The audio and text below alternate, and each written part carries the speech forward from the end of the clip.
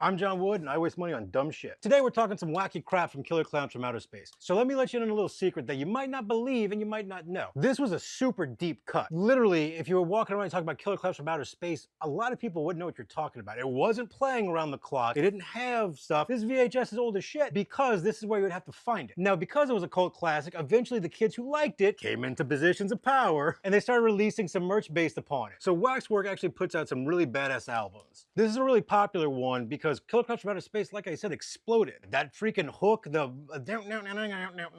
theme is a classic. All of a sudden you're walking into Spirit Halloween and there's things of Shorty and Fatso that you can put in your yard. And it's really great because if you came up with me where this was part of my infancy, the Chiodo brothers who directed Killer Klowns from Outer Space are super talented cats. They actually did the puppets for Team America World Police. For a long time, they weren't getting the due diligence. For a long time, they weren't getting their just due that they deserved for making this film. Now I'm sure they're rolling in the dough and are just all happy as clams, but for a long time, this was just a really deep cut that nobody really talked about, except in circles like nerds. And because they finally got into positions where they could release some sweet special editions and some sweet shit at Sport merchandise, that's not a word. And so eventually those nerds got to the position where they could start making their own albums and making their own merch, and everybody started becoming big fans and went back and found the movie, and now you can find it all over the place. Kudos to y'all for finding this movie and keeping it going.